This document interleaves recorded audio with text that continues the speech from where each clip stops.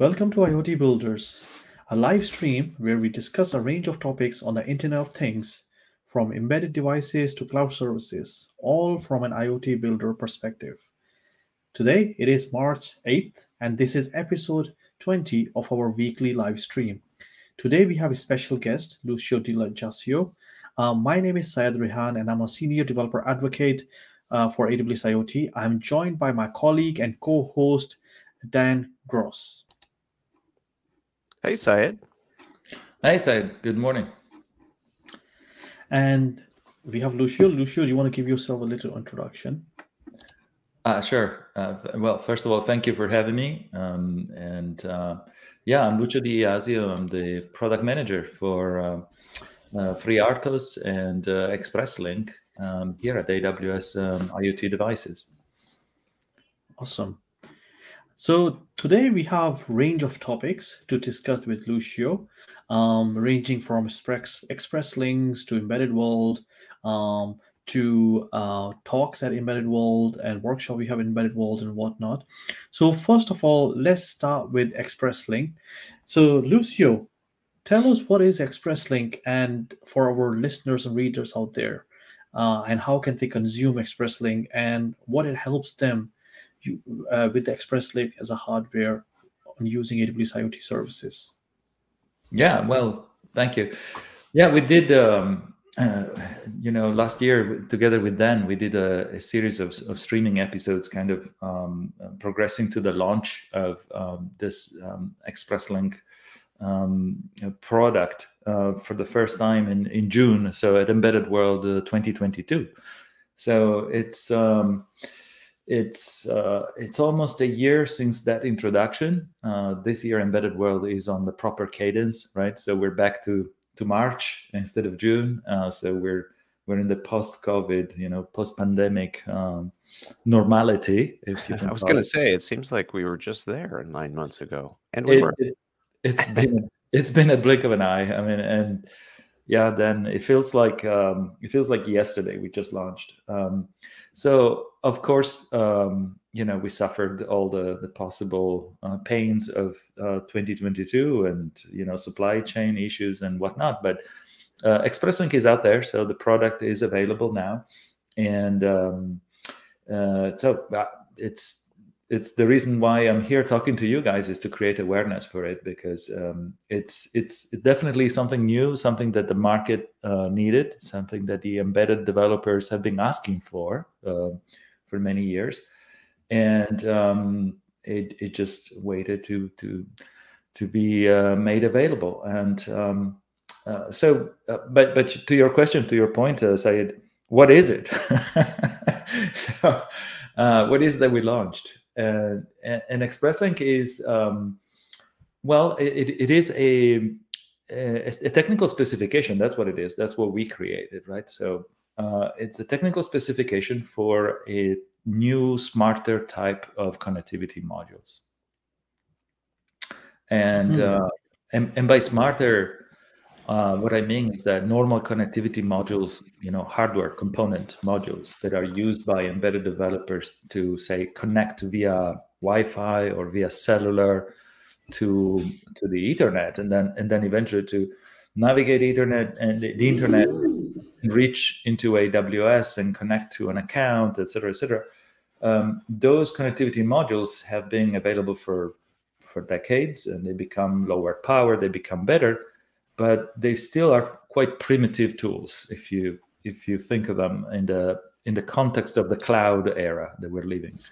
And so ExpressLink is basically the concept of a connectivity module that is smart enough that he knows about the cloud. He knows that what you want is not just connect to the internet, but it's connect to your cloud account, and they let you transfer data to and from your cloud account directly, as if you had like a simple serial connection between your physical device and your account. And so they make basically sending and receiving data back and forth from the cloud as easy as using a serial port, as using a UART for those for our listeners that are more microcontroller inclined. And so it really trivializes the connection to the cloud for the embedded device. Nice. I went very ahead nice. and shared the link in the comments there if you want to learn more about ExpressLink. Yeah, thanks for that. Yeah, that's exactly the link to our AWS page that talks and presents all the ExpressLink modules. And we published fully the technical specification, so it's a pretty lengthy book, but it's when you dive into it, you would realize that there is about a dozen commands. That's all you need to basically connect to your cloud account and send and receive data. And this is in stark contrast with the traditional, say, Wi-Fi or cellular module, which has hundreds of commands that you need to master with cryptic names, and there's a lot of legacy there, of course, right? And we took the opportunity to actually get rid of much of that legacy and package it all into just a much simplified command set. So 12 commands is all you need to basically send and receive data to the cloud. So not to mention, by having ExpressLink or using ExpressLink, by these 12 commands, you're technically lowering your development costs and offloading the tasks which this module will carry out for you, right? Yeah, absolutely. It is. It's an offloading of a whole lot of code that is boilerplate, right? So imagine if you have a device that needs to connect to the cloud. So the first thing you do, you need to connect to the local network. Then from there, you need to do a DNS search and find where AWS the AWS endpoint is. Then you have to navigate there, have an MQTT connection. Then you have to do a full mutual TLS exchange so that you authenticate reciprocally, the server and the client. Then you do an MQTT login, and then only then you can start accessing topics and sending and receiving MQTT messages, for example. And if you want to access services then in the cloud, then there's additional protocols on top of MQTT that you will use to communicate with those services. Now that is all boilerplate. It's all everybody has to communicate with the cloud account to stream telemetry data or to receive firmware updates. Has to go through all the same process, the same steps. There's nothing new, nothing differentiating there. And so there's no reason why everybody has to reinvent all of that every time. We just package it all, and there's one command. You just say connect, and you're done. That's it. That's all you need to do. There's no differentiation. And what you want to do is really differentiate your product. So spend your time developing your own unique features of your, gizmo. I always refer to the IoT device as the IoT toaster, right? I mean, whatever you're developing, right? And you spend your time focusing on making it the best toaster there is out there. Connecting to the cloud should be automatic, and that's what ExpressLink really does. Precisely. So the data that you send, of course, is unique to your particular device or the data that you receive, but the pathways for that you're saying is basically kind of a boilerplate, like you said.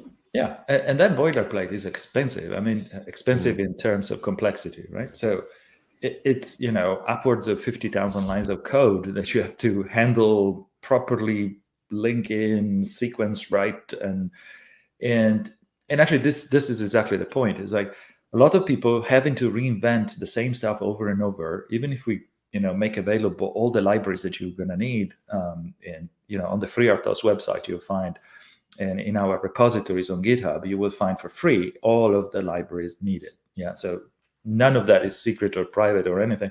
It's all MIT licensed, fully open source, available to everybody. But nonetheless, it's a lot of work to just digest those libraries, connect them correctly, and then have your application follow the steps correctly. And because it is complex, what happens is that customers run the risk, and they do, to fail and to actually achieve connection, but in an insecure way. So failing to, for example, do the mutual authenticating as a client, but failing to verify the host, and so, or thinking later about things like firmware updates and omitting important steps like assigning their images and verifying the signatures and rotating the keys used for the verification of the signatures and down from there, right? And so there's a lot of security that is put at risk there, because the fact is, just like you should never write your own cryptographical libraries, that's rule number one of cryptography: don't write your own libraries. Yeah.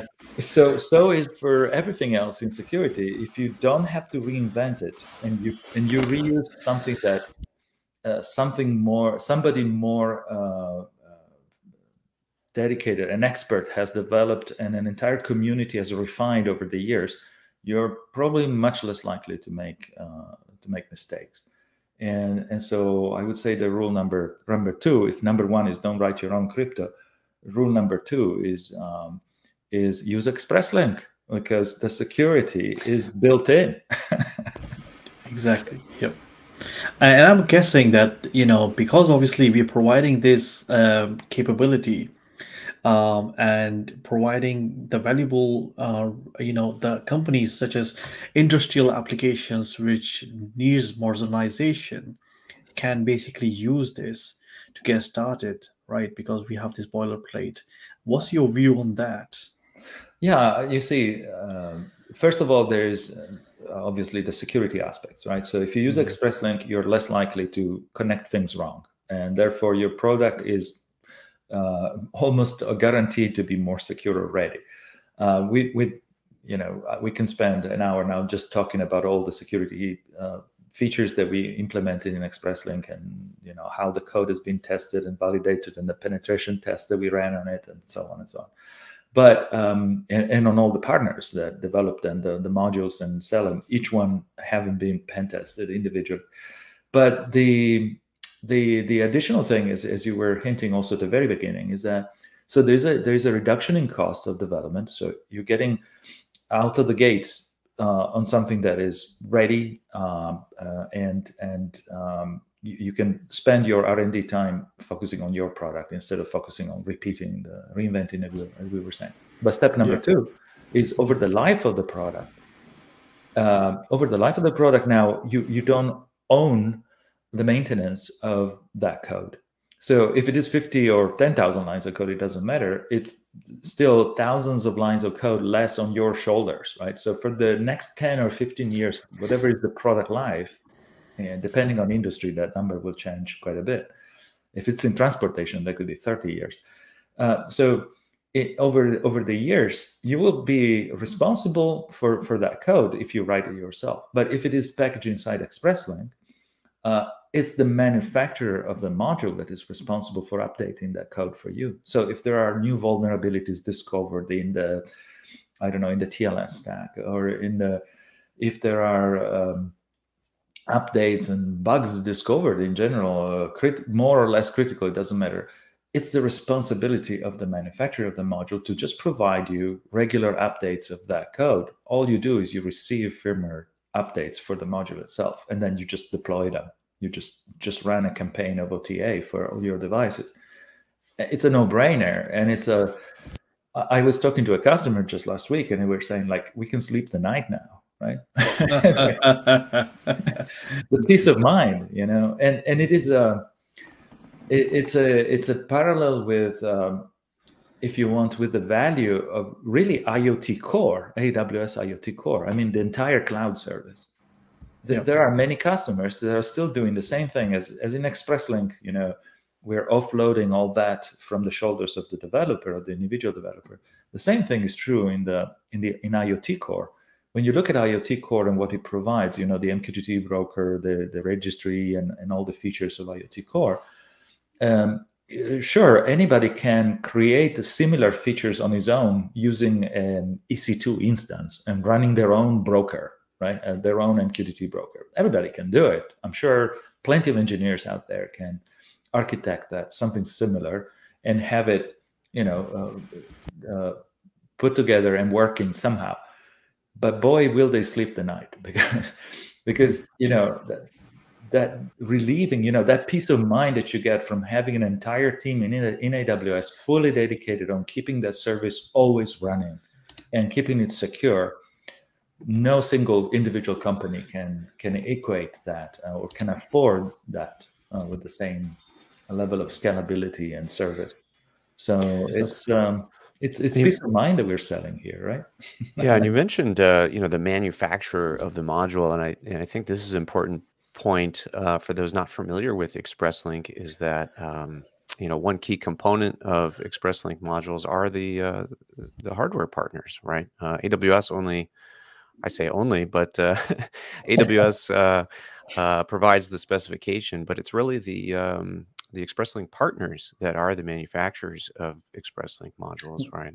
Yes, and proudly so. So the partners that joined us in the ExpressLink adventure, we started with 3. It was initially uBlocks, Infineon, and Espressif, and now we're at 4, and there's a 5th and coming for next week. It will be announced next week. And so these partners are the core, really, of the ExpressLink, right? So we wrote the specification, we wrote the test suites, we prescribed the security, pen test and the qualification basically process for ExpressLink, so that all modules could be interoperable and could be compatible with IoT Core, and would be also consistent across different partners. But the partners actually had to do the heavy lifting. So they did implement the devices, they got them FCC certified, ANSI certified, and so on, and got them to volume production. The partners are literally manufacturing, selling them. We don't sell the modules; they sell the modules, and the partners signed up to maintain that firmware over the years. So not only getting the certification, but also following up with security patches and that peace of mind, peace of value that we were talking about earlier. And including the pre-provisioning. I think we touched on security a moment ago, but the pre-provisioning aspect of that is actually a lot of the work too, beyond just the manufacturing of the module, figuring out how to pre-provision modules so that they will automatically connect to IoT Core with mutual authentication is what I think a lot of the headache is for OEMs. And that is a surprising thing to me, is that after so many years in IoT, I still see companies kind of surprised at the end of the development cycle, never having thought about the provisioning, and then reaching the end, and they have a product, and now they have to go from 100 units or maybe 10 on their desk, and they have to go to 100,000, and they're like, oh, how are we going to provision this? It's going to be expensive. And they figure out how expensive it is at that point when they have to scale out. And ExpressLink is designed to have that built in from the beginning. So every ExpressLink module is pre-provisioned, has a unique ID, has already a certificate, X509, built in, and it's ready to go. So no more of that. Oh, ouch! We forgot about that little detail. Now we have to deploy. It's like it's ready to deploy. Yeah, and I think it's also worth mentioning to our listeners that ExpressLink easily relate to rest of AWS IoT services, things like AWS IoT Jobs or AWS IoT over-the-air update services to schedule, perform updates, and as you rightfully said, Lucio, about the device management aspect of things, it makes it super smooth for you to basically get connected. Yes, and it's this parallel with IoT Core, just how IoT Core simplifies the constructing your cloud infrastructure basically, and removing all of that worry from your head. ExpressLink does the same in the device, because the two offers are so the mirror of each other, one in the hardware, one in the software world, or in the cloud world if you want. So ExpressLink was also designed from the very beginning, was conceived really to also interact with all the AWS services, but starting from the foundation, which is really the IoT core services. And the IoT core services are, as you said, I mean, the registry, ExpressLink is ready to all devices are pre-provisioned, so they will get into your registry automatically using a just-in-time registration mechanism, basically. And then uses jobs to automate the over-the-air updates. And then we make available Shadow. There's a simple command for that, so that you can maintain your digital twin, right? Basically always in sync. And then we have Device Defender service, and then we have the whole fleet management is also basically built in for ExpressLink. So it's a perfect marriage between IoT Core and ExpressLink. Precisely. So some of these, are iterations from the launch. I don't recall Shadow and Device Defender being there a year ago. Is that right? That's right. So yeah, I almost forgot. Since the last time we spoke, we were pre-announcing the version 1.1 of ExpressLink, and that was November, right? Yeah, that was a good 3-4 months ago. Yeah. Yeah. Things move fast. So we did release v1.1. So we had the integration of Shadow and Device Defender. So now, for example, using Device Defender, to give you an example, you just have to turn basically a bit on, right? So you turn a 0 into a 1. You set a time that initially is by default is 0. You move it to, say, any number of seconds. So you say 10 seconds, and every 10 seconds, and now the device automatically communicates a whole list of metrics, basically reporting its own health to the fleet manager. And so this makes it super easy for you from your console to just see the health state of all your fleet, right? And you can add additional metrics, of course, custom ones, but just by default, changing one integer, and setting a different period, you can automatically have, health status reported, and then you can run analytics in it. Or you can use it to inform your OTA campaigns and select a subset of your fleet for updates. And it will make it easier for you to monitor your fleet using fleet management, right? Correct. And so, that's an example for Device Defender. But Shadow was also added, as I said. This one new command basically makes it.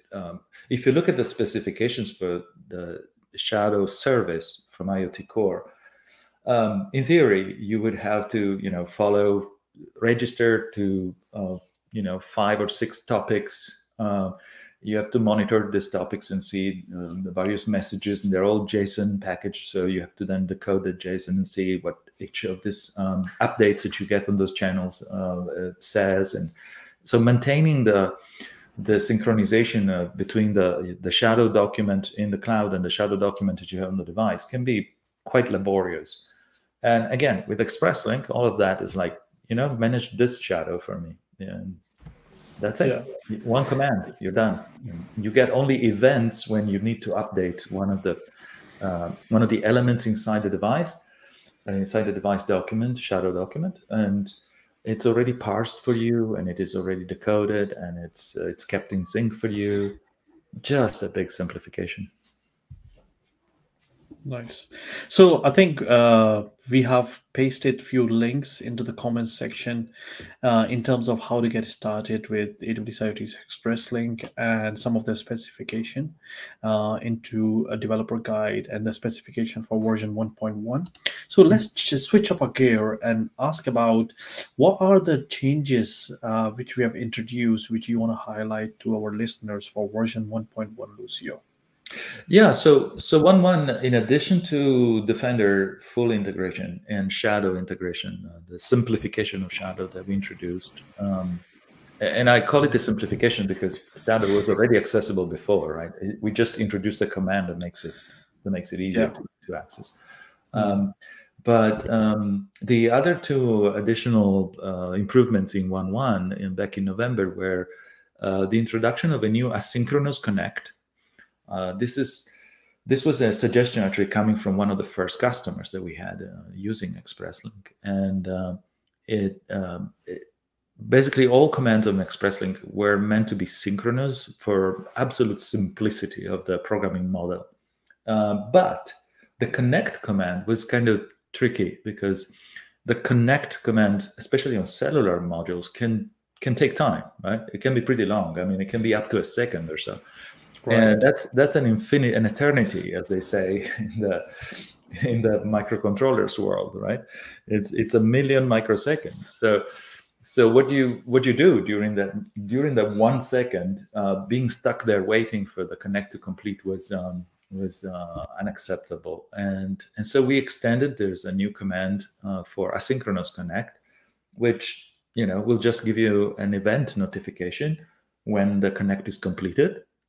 But until then, you don't need to tend to the serial port. You can do your other things, and you'll be called there again when the connect is completed. So nice, to get feedback, real life feedback from real customers, and be able to introduce that, literally a couple months after launch of the product. That's a really nice feature. I can speak from experience, having programmed, some samples with ExpressLink, and you do find that you end up calling AT Connect, more often than is convenient, because you want to make sure that you're connected. If you use it in a synchronous fashion, so having that asynchronous connect is a really great feature, because then you don't have to, with every AT command, also issue a AT Connect ahead of that. So that makes a lot of sense. Yeah, and the other addition to the list of features for ExpressLink in V11 was the addition of, or actually we made available, because it was already functional from the beginning, but the infrastructure on the cloud side was missing. The part that was needed to match it was on the cloud side was still not released. So really nothing changed on the device actually, but we took the opportunity of the V11 spec launch so to advertise the fact that now the matching infrastructure was available on the other side. Was the provisioning methods. We added a new type of provisioning for ExpressLink. Now, actually, I'll switch to another term, because the terminology here can be tricky. So you can talk about provisioning, but people use the term provisioning for provisioning Wi-Fi credentials, for example, the SSID and the passphrase. Like, I'm not talking about that provisioning. Then there is the provisioning of the device, so putting a secret inside the device and putting a unique identity in the device. That's already done in ExpressLink, so we're not talking about that. There's the third piece of provisioning.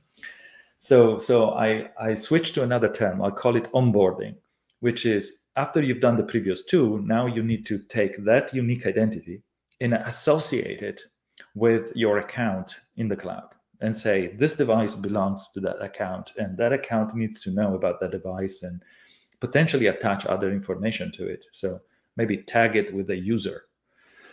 And so let's call that piece, the third part, let's call it onboarding.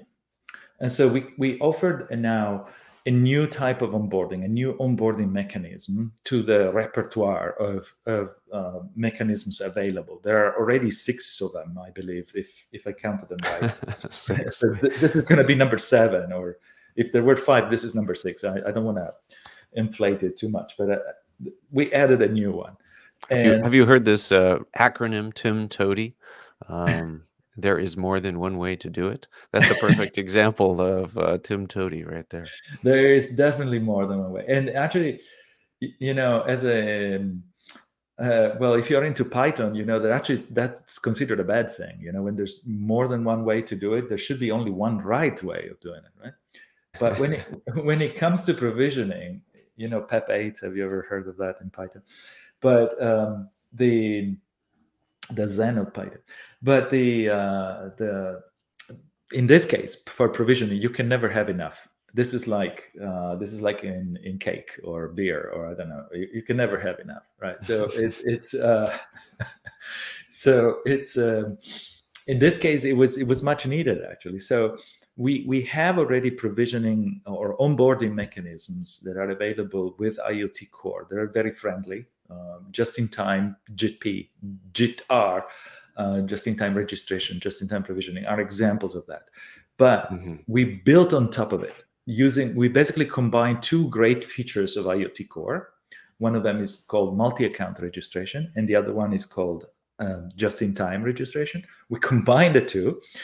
I know it's confusing. I'd love to show you some slides, but with some pretty animation. But combining the two, you get something really powerful. So combined with the fact that ExpressLink is already pre-provisioned, so every device already has a unique identity, we created basically the concept of a lobby.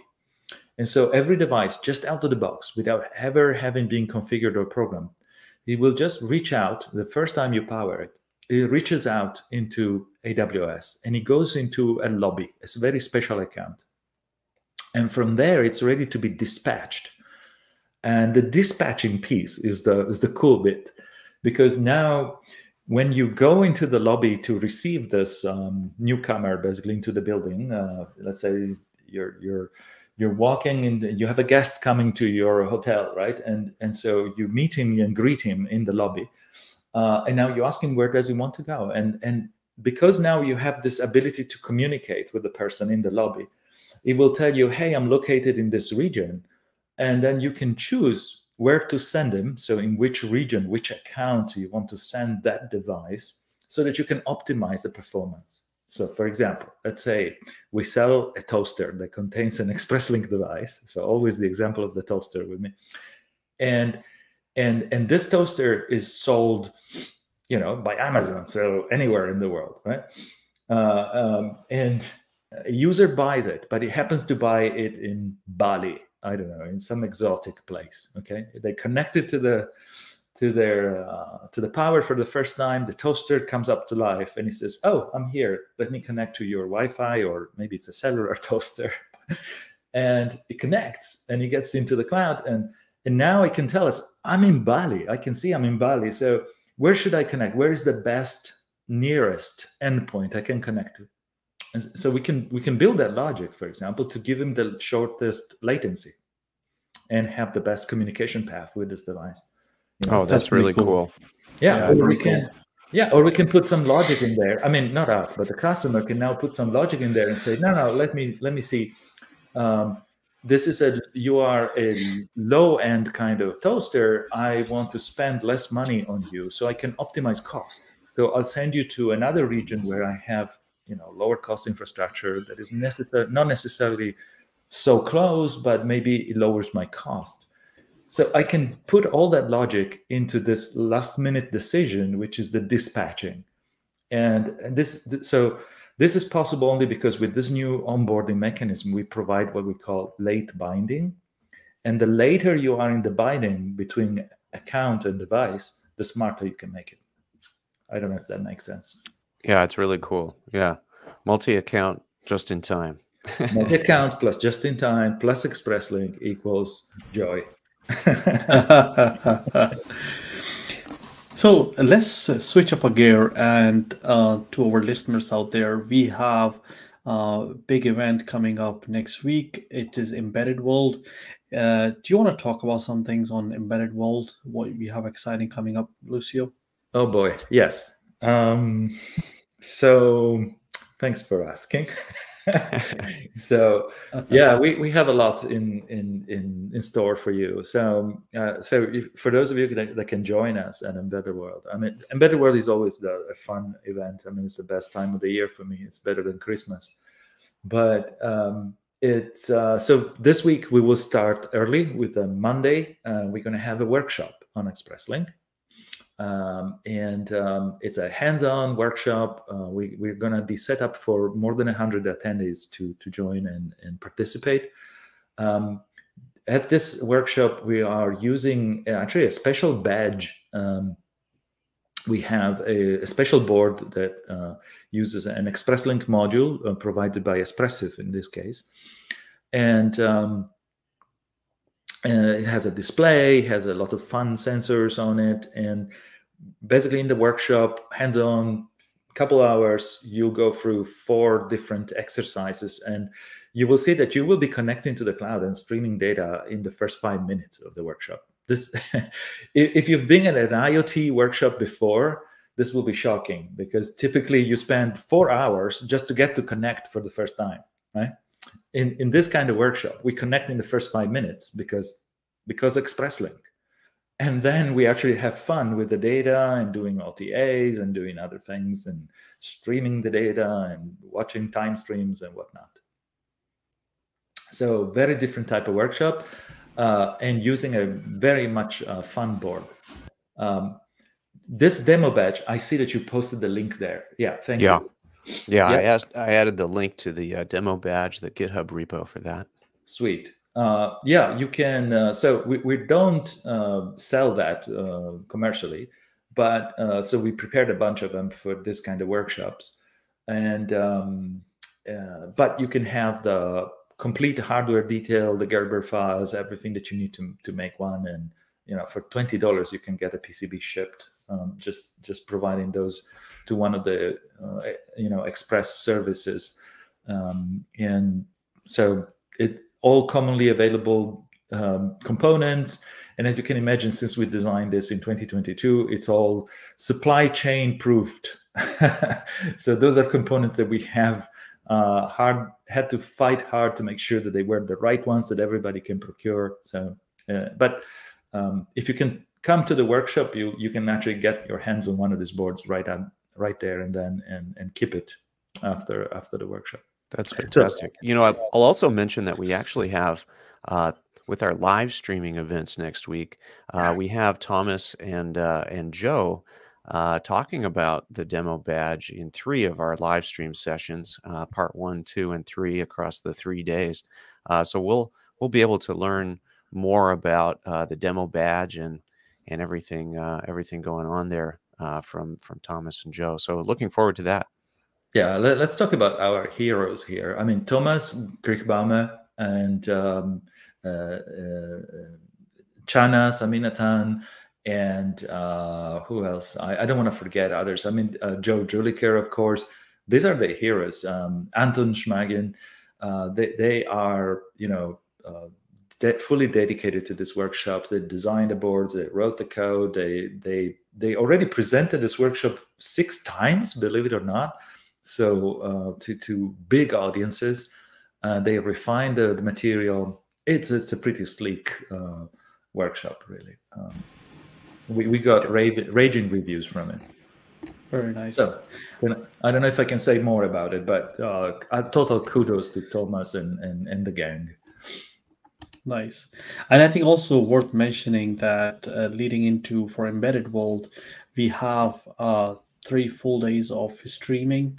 We will have myself and our colleagues Dan and Nenad and Alina. We have sessions ranging from leadership sessions to security sessions, ranging from device location or IoT core for sidewalk, embedded Linux with AWS device software, Greengrass. So it's an action-packed to 3 days, and it's live stream. Join us and ask any questions for all of these sessions. Watch out on LinkedIn, where we will be posting about these sessions, and you can join us in the journey. Yes. Yeah, and that'll be live streaming right from the AWS booth in Hall 4, booth 550. So come on by and see us in our little glass booth. But there's more to the AWS booth than the live streaming setup. We also have partner demos. So there's a bunch of partner demos, including some ExpressLink demos, right? Of course, we have FreeRTOS demos, ExpressLink demos. So the partners here, okay, every partner is going to bring something, right? And it was actually a big fight for who's getting the space, because we had so many cool demos ready to present. I want to give you a bit of a scoop. Perhaps I can mention that you're going to see there demos of ExpressLink together with Rainmaker, for example. coming from Oh, Expressive. Espressive Rainmaker, yeah. Expressive Rainmaker. I mean, that's combining good and better together. It's like sweet and sweeter. That's a combination of tools, hardware, and cloud and software together that is fantastic. I'm ecstatic. The other demo you're gonna see. Well, we're gonna have the wall, right? So the wall of IoT devices, and the Yeah, wall. this is a fixture in a lot of our AWS booths at various shows where we represent IoT. We have the partner uh, device wall, and so all the different devices that have AWS Edge technology integrated into them. Yeah. And pay attention to the wall. There's going to be a couple new devices, and one of them, is the Realtek, which is a V11 ExpressLink. So it's a full-featured Wi-Fi ExpressLink module from Realtek, based on the Amoeba Pro, the Z2. And that's a sweet SoC, and it's a great ExpressLink module, which has a lot of capabilities. So, in fact, that's a module that is very well positioned to include a lot of extra features, a lot of optional features for ExpressLink that we are planning on. Because it's got video acceleration built in. It's got so many other cool features in the hardware, supported by hardware acceleration, that I'm just getting excited thinking about it. So Realtek is going to be there. Realtek is in production now, and is the fourth partner, or the fifth ExpressLink module that we added to the bunch. But there's going to be a new partner also being launched next week. And wait, you mean there's more? There's more. Yes. There is more. There's another cellular one coming. So there will be a second cellular offering for ExpressLink. It's a big partner. Well, I'm still crossing my fingers. We are through the finishing touches of their qualification, and it's a lengthy process. There's a lot of testing ongoing, but I'm pretty confident, and I think you'll be pleased to see who we're announcing there. And they'll bring their modules. They'll bring the evaluation kits. They'll be available right there to let you try V11 on their hardware. That's awesome. Yeah, I think we even have a live stream set up to talk about it more in a session as well. Yes, I bet you do. And they will bring also their own cellular. They are an MVNO, so they will bring their own SIMs, so with special packages available for dedicated to IoT services, and so they will be able to offer not only for evaluation but also offer full service of SIM cards for their modules covering worldwide with a very, very large selection of carriers. Very nice. Looking forward to it. Yeah. So we are 15 minutes out towards the end of our stream. I know we have talked about amazing, very hot off the press stuff for version 1.1. I had a discussion offline, and we talked about there are 1.2 is in the making. Yes. Is this something you can talk about, or is this coverted and a secret? We don't want to talk about it. It's an incredible secret. I mean, we will get visited by the men in black. The men in black will knock at our doors if we leak it. But no, I can tell you, it's. So what comes after 1.1? After 1.1, 1.2, surprise. No, 1.2 brings two hot things. Well, one really hot, and the other one is perhaps less exciting, but really, really important. So 1.2 really brings BLE. Now, let me qualify that. So ExpressLink has already embraced BLE in the sense that ExpressLink modules, they use Wi-Fi and they're based on an SoC that also has a BLE radio built in, like many modules do. They already use BLE for the provisioning, so for providing the Wi-Fi credentials through a mobile app, right? So for convenience. But this is kind of an egoistic use of BLE, right? If you see what I mean, you have this BLE radio and you use it only for those couple of minutes of the product life to inject your SSID and your passphrase, and then what if I want to use a BLE later, right? So far, ExpressLink has been, the first 2 releases, we've been egoistic, I'll admit it. And so the BLE was kept all for ourselves. We were using it only for that. And with 1.2, we're actually opening up the capabilities to the host. So the host processor can now access BLE normally to connect to an accessory, the local network, basically. And so connect to a sensor that is a BLE sensor that could be remote from the main application.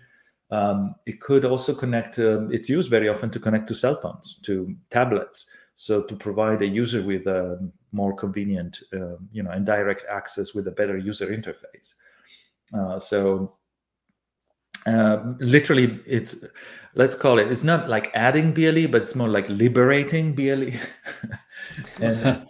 and making it truly available to the host processor. And so we can demonstrate this today, but the actual spec and the announcement with availability will be something that we will expect the partners to provide. So this will not be launched next week, but it will be launched in the next quarter. So sometime between here and June, you will see us coming out with a nice blog and talking about the BLE spec, basically V12 being available and being implemented by vendor A, B, C, D, etc., etc. So this is worth mentioning that to our listeners out there, Lucio has just dropped an Easter egg regarding 1.2. We'll have to, if the Men in Black visits and they bring a pencil with the red blinking light, what was that? What they call that thing? So that was a bit of a scoop. There's going to be a second feature, since we are there leaking freely. There's a second feature that will come in 1.2, which is really powerful cloud logging feature. This was, perhaps it's less cool to mention, but it's really, really useful. And so we want to provide more of the debugging information that the developer needs directly in the same stream on CloudWatch, where the developer is already watching other events in the cloud, so that we concentrate as much information through one tool, and we make that so much better as an experience for the developer. That is very cool. That's cool. Is that like AT plus debug? Yes. Among the other things, yes, there is that too. So there's actually a command where you can inject your own messages from the host. You can inject additional messages in that logging, right? And I know somebody called Dan Gross that was a big proponent of that feature, and actually got in. Yes, that's great. We're listening to our customers. What a surprise! Very cool. That's really nice. So we are nearly 10 minutes away from ending our broadcast, reaching the time. Is there anything you want to talk about which read our listeners or people who are going to be attending Embedded World next week, Lucio, should come and speak to you? Yes, please come. There's so much more. So I know we're kind of at the very end, but I need to say that there will be demos there together with Avnet, for example. You will see ExpressLink in many other booths from other vendors, including ST, for example, where they're not making modules, but we are working with them together to actually combine their lowest cost, more cost-effective, let me say that. The most cost-effective STM32, which is the latest and greatest, the G0s, the C0 is the very latest, I believe. And we're combining those with ExpressLink to show you how you can go on a very cost-effective device and connect to the cloud. And there's work in that sense, actually, to even get the entire support for connecting to ExpressLink. So even those few commands that you need to literally send from the host to put it into a SimSys pack. and so that it's super easy to install and to bring to other microcontrollers. And there's also integration of that ExpressLink into the MX Cube. So for those of you following the STM product lines and tool chains, MX Cube is the tool that you use to quickly line together all the libraries that you need. And so imagine ExpressLink acceleration plus MX Cube gives you also additional acceleration by making available immediately all the serial commands, basically. And it turns basically what used to be, as we said, hours of development and boilerplate coding into a few clicks with the MX Cube in that case. So I think it's all coming together nicely. I mean, we're improving the experience here in every possible way, in the cloud, on the device, using a component, and then in the tool chains for even the smallest microcontrollers. Yeah. I had a question, and I know security is related with security. Security is one of those topics which we can talk about hours. So I'm going to try to compress my question for taking this sake of time in aspect here. You mentioned X519 certificate for ExpressLink. In terms of devices which are the host, which we have mentioned earlier, would they have any capability to locally provide authentication update mechanism, or can they actually apply those mechanisms?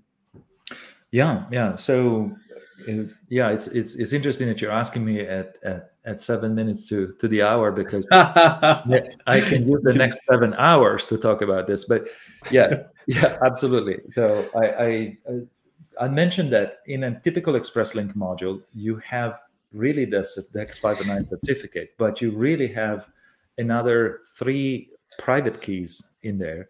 And then you have the ability to rotate that certificate, rotate the other keys with multiple mechanisms. So there is a mechanism for rotation of the host OTA certificates. There is a mechanism for the rotation of the module OTA certificates and the rotation of the certificate ID itself.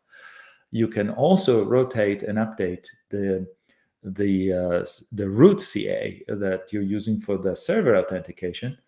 You can also do that through Greengrass. So if you have a local gateway that happens to be running Greengrass, you can also perform all of the above through Greengrass. And that means that even if your connection to the cloud is actually severed temporarily, you lose the main link, but you are still linked to a local Greengrass gateway, you're still good. You can still do all of those things, and you can still manage your devices locally. So we can use Greengrass components. Yes. To update it locally. That's great. That's really good to know. Yes. So that's even an interesting and neat use case that I don't think we've explored too much. Again, we only have a few minutes here, but wow, that would be really cool to see how to use Greengrass components with ExpressLink. Yeah. Let's say that in person, I can show you this, of course, or if we do another video one of these days, I have some pretty animations, basically.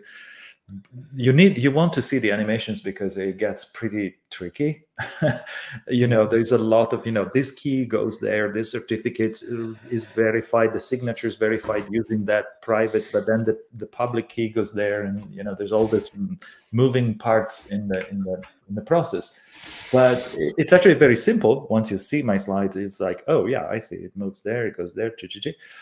The catch is that at the same time that it looks simple, I've seen people like having an epiphany. They're like, oh, it would be my job to redesign all of that and reinvent it for every one of my products and verify that it's done well, right? It's like, I'm so glad that ExpressLink does it because it's a lot. It's really complex when you put it all together, and you want to have it because security, you can never have enough, right? That's like provisioning. Exactly. Yeah, absolutely. So those would be my questions. Dan, do you have any questions for Lucio? Oh, I think I'm good. In the interest of time, I'll hold my questions for Embedded World and barrage Lucio there. And Said, I think we have more time as well, me and you there. At least a short, Oh yeah, stint yeah. in the water tank there.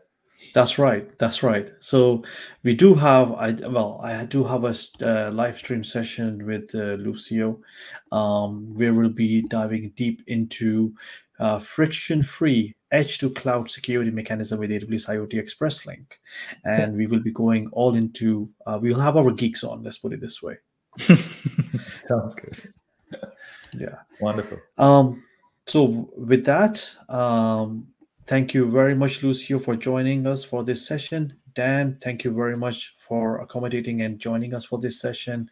To all our listeners out there, thank you very much for listening. Tune in for next week for all our Embedded World sessions. Till then, ciao, goodbye, and have a great day. Ciao. Thanks, Syed. Thanks for having me. Thank you.